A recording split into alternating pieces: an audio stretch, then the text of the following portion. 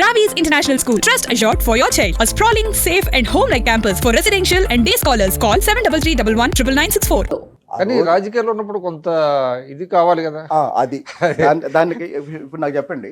నాకు అందరూ చెప్పేది ఏంటంటే సార్ కొంచెం నటించండి, ఆగండి, కొంచెం ఇలా ఉండండి, అలా ఉండండి. మనకన్నా ముందు చాలా మంది రాజకీయాల్లో ఉన్నారండి. వాళ్ళకు వ్యతిరేకంగా మనం ఎందుకు వచ్చాం? మా నాయకత్వం బాగాలేదని ఇలాంటివన్నీ వాళ్ళు చేస్తున్నారనే కదా. మరి ఇప్పుడు మనకి వాళ్ళకి తేడా ఏంటి? వ్యక్తిగత నన్నే తీసుకోండి, నాకేం చెప్తారు?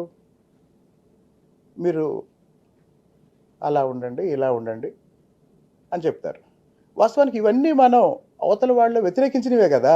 అంటే కొంత టాక్ట్ఫుల్గా చేయాలి. అదే ఏంటి టాక్ట్ఫుల్గా ఏంటి అంటే నొప్పించకుండా, మనోభావాలు దెబ్బతినకుండా. సార్, వాస్తవం మాట్లాడేటప్పుడు అది నచ్చనివాడు, దానివల్ల నష్టపోయేవాడు వ్యతిరేకిస్తాడు. ఎవడికో నచ్చలేదని నిజం మాట్లాడకుండా ఉంటే మంచిదా?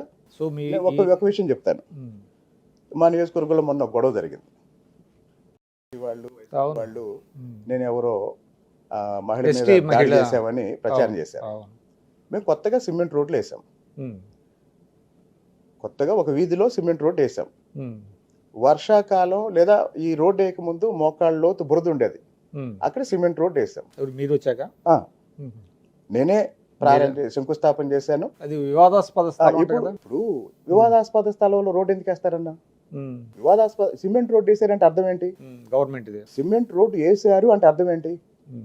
ఇప్పుడు మీ ఇంటి ముందు సిమెంట్ రోడ్ వేసారన్న, దాని అర్థం ఏంటి? అది మీ స్థలమా, ప్రభుత్వ స్థలమా? మీ స్థలం అయితే వేయరు కదా. ఒకవేళ మీ స్థలం అయింది అనుకోండి, మీరు ఇస్తేనే వేసి ఉంటారు కదా. సిమెంట్ రోడ్ వేసారు, సిమెంట్ రోడ్ వేస్తే ఆ రోడ్డు మీద ఎవరు నడవకూడదని ఐరన్ ఫెన్సింగ్ వేశారు.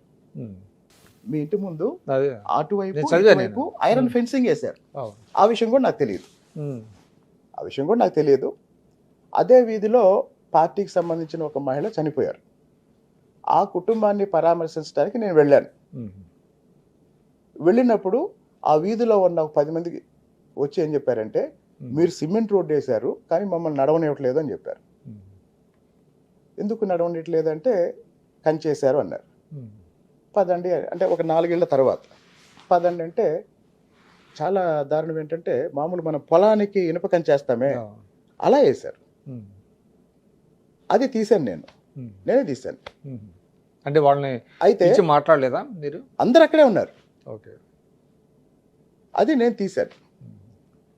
ఆ కుటుంబం వార్డు మెంబర్ వాళ్ళు, సరే ఇప్పుడు మీరు అన్నారు అదేదో స్థల వివాదం ఉందంట కదా అని, దాన్ని కూడా వాళ్ళ అభిప్రాయం కాసేపు ఒప్పుకుందాం.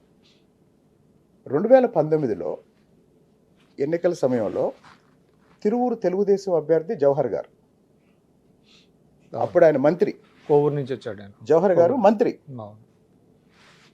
అక్కడ ప్రచారానికి వెళ్తే రాళ్ళేసి ఆయన కారు పగలగొట్టారు. మంత్రి హోదాలో ఉన్న తెలుగుదేశం పార్టీ అభ్యర్థి ఆ వీధిలో ప్రచారానికి వెళ్తే వాళ్ళు, అదే కుటుంబం, మంత్రి మీద రాళ్ళేసి కారు పగలగొట్టారు. ఇప్పుడు అదే కుటుంబం నేను వెళ్ళి ఆ కంచె తీసినందుకు మళ్ళీ నేను వెళ్ళి వాళ్ళ మీద దాడి చేసినట్టు. ఇంకోటి, నేను వెళ్తున్నప్పుడు నాతో 20-30 మంది ఉంటారు, పోలీసులు ఉంటారు, మీడియా వాళ్ళు ఉంటారు, అందరూ ఉంటారు, తెలుగుదేశం వాళ్ళు ఉంటారు, ఊళ్ళో ఇతర ప్రజలు కూడా ఉంటారు కదా. మరి ఇంతమంది ఉన్నప్పుడు నేను కొట్టినా, నేను తిట్టినా ఎవరో ఒకళ్ళు సాక్షులు ఉంటారు కదా. అంటే ఆ కుటుంబం గతంలో తెలుగుదేశం అభ్యర్థి మీద, మంత్రి హోదాలో ఉన్న అభ్యర్థి మీద రాళ్ళేసిన కుటుంబం ఈరోజు నేను వెళ్ళి వాళ్ళు వేసిన కంచె తీసిన తర్వాత ఉరికెందుకు ఉంటారంటారు. ఇంకోటి, ఎవరినైనా కొట్టి గాయపరిస్తే ఈరోజు ఏమీ లేకుండానే ఏదో అయిందని చేస్తున్నారు కదా. గాయాలుంటే చూపించరండి. ఆమె ఆత్మహత్య చేసుకున్న యత్నం చేసింది, పురుగుల మందు తాగి అని వచ్చింది కదా వార్త. అసలు పురుగు మందు తాగి, ఇందులో మీకు ఒక విచిత్రమైన విషయం చెప్తా. ఒక ఆమె ఎవరినో బెదిరించాలని తాగకుండానే తాగినట్టు హడావుడి చేసింది. హాస్పిటల్లో జాయిన్ చేశారు, ఉమ్, 4 రోజులు డ్రామా ఆడారు, హాస్పిటల్ వాళ్ళు 9 లక్షలు బిల్లు వేశారు. ఉమ్, 9 లక్షలు బిల్లు రాగానే నేనేం తాగలేదు, నాకేం ట్రీట్మెంట్ ఇవ్వలేదు, మేమేం కట్టమంటారు. ఉమ్. వాళ్ళు హాస్పిటల్కి వెళ్ళారు, వెళ్ళిన అదే ప్రభుత్వ ఆసుపత్రి నుంచి ప్రైవేట్ హాస్పిటల్కి తరలించారు మంచి వైద్యం కోసమని వచ్చింది వార్త. ఇవన్నీ డ్రామాలన్నా.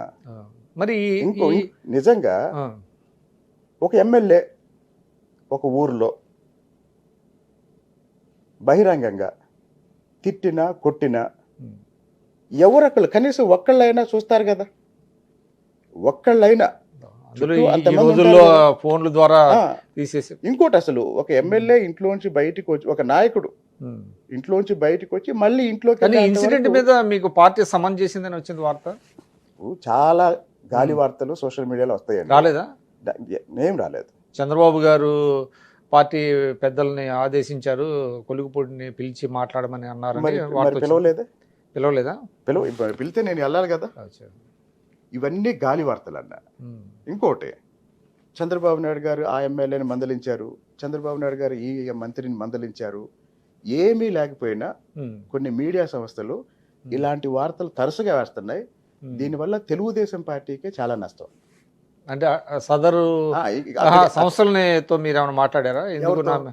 అంటే మీరు అంటున్నారు కదా కొంతమంది ఇట్లా వేస్తున్నారని, నేను అసలు ఎవరితో మాట్లాడలేదా? ఉమ్, నేను ఒక విషయం, నేను ఎలక్షన్కి ముందు 4 నెలలు ప్రచారం చేశాను. ఉమ్, ఏ రోజు ప్రెస్ మీట్ పెట్టలేదు నేను. ఉమ్, ఎలక్షన్ తర్వాత ఉమ్, 7 నెలలు అవుతుంది, ఉమ్. నేను ఏ రోజు ప్రెస్ మీట్ పెట్టలేదు. అక్కడ మీడియాతో కూడా మీతో కొంచెం నేను చెప్తున్నా కదా, సమస్యలు వచ్చినాయంట కదా. ఆ, ఎలక్షన్కి ముందు ఉమ్, 4 నెలలు నేను ప్రచారం చేశా. ఉమ్. నేను ఏ రోజు ప్రెస్ మీట్ అంటే పెట్టలేదు. ప్రెస్ బ్రీఫింగ్ అనేది లేదు. అసలు ప్రెస్తో నాకు సంబంధం లేదు. ఎందుకు అట్లాగా? నేను నా పని నేను చేసుకుంటూ వెళ్ళిపోతా. ఉమ్, నా పని నేను చేసుకుంటూ వెళ్ళిపోతా. నా మీద కంప్లైంట్ ఏంటంటే ఉమ్. ఈయన ప్రెస్తో మాట్లాడేంటి. ఏంటి రీజన్ ఏంటి మరి? ఏం లేదు. అంటే మీరు ప్రెస్ ఫ్రెండ్లీ కదా మీరు. అసలు ఫ్రెండ్లీ. నేను ఇంకో విషయం అండి, ఉమ్, నన్ను ఒక వారంలో కనీసం ఒక 10 మంది రకరకాల ఛానల్స్ వాళ్ళు పిలుస్తారు. ఇంటర్వ్యూస్ అడుగుతారు. అడుగుతారు.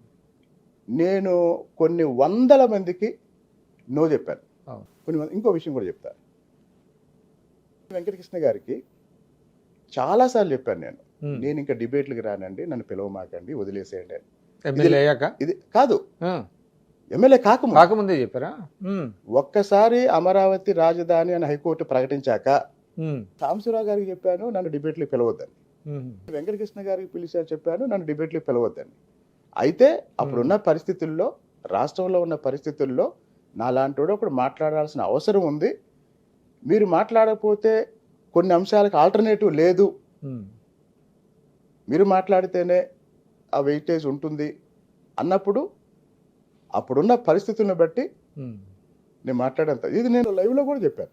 సుమన్ టీవీలో మీ పర్సనల్ అండ్ బిజినెస్ ప్రమోషన్స్ కోసం కింది నెంబర్కి కాంటాక్ట్ చేయండి.